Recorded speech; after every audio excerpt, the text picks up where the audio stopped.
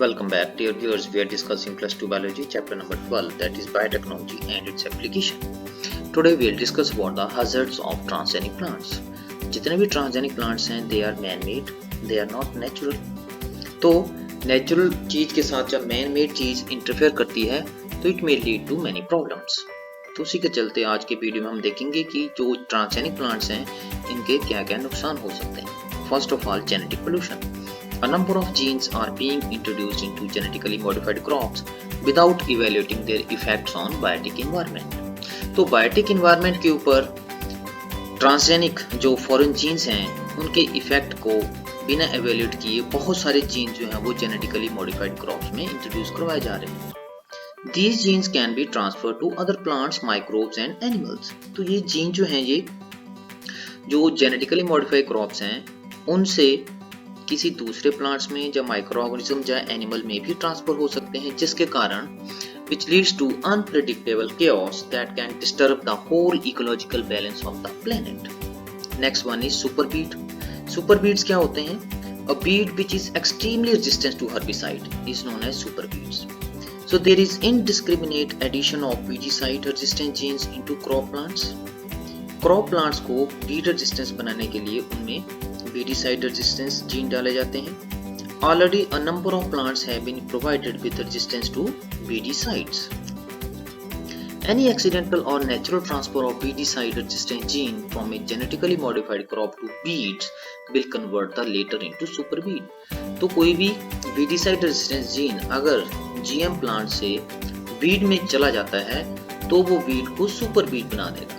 The transgenic crops can themselves become persistent weeds. Super insecticides. The cry gene can also be transferred from a GM crop to wild vegetation. This will result in destruction of insects which outnumbers all other species are ecologically important. क्या होता है अगर cry gene genetically modified crop से किसी दूसरी wild vegetation में transfer हो जाते हैं तो इसका क्या परिणाम होगा? इससे जो insects हैं उनकी destruction होगी. अब हमें मालूम है जो insects हैं सबसे लार्जेस्ट फाइलम को बिलोंग करती हैं आर्थ्रोपोडा को और इकोलॉजिकली ये बहुत ज़्यादा इम्पोर्टेंट है.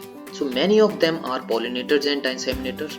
तो क्या होगा अगर इन इंसेक्ट्स की डिस्ट्रक्शन हो जाएगी तो जो इकोलॉजिकल बैलेंस है वो डिस्टर्ब हो जाएगा. Insect feeding on pollen will be the first to be harmed by transgenic plants having cry genes. Next one is wild relatives. Transgenic crops can not be grown in areas where there wild relatives are present. तो transgenic crops को उन area में grow नहीं करवाया जा सकता है जहां पर उनके वाइल्ड रिलेटिव्स प्रेजेंट होते हैं. Pollen grain of the crop plants can easily transfer the transgenes to them. Antibiotic resistance. The antibiotic resistance gene present in the food may be picked up by the bacteria present in the alimentary canal and become resistant to antibiotics. तो जो भी antibiotic resistance genes होते हैं food में उन jeans को हमारे जो इंटेस्टाइन है उसमें विद्यमान जो बैक्टीरिया हैं वो उन जीन्स को लेकर उन एंटीबायोटिक के प्रति रेजिस्टेंस हो सकते हैं. They can also transfer the gene to pathogenic bacteria which will then become extremely difficult to manage.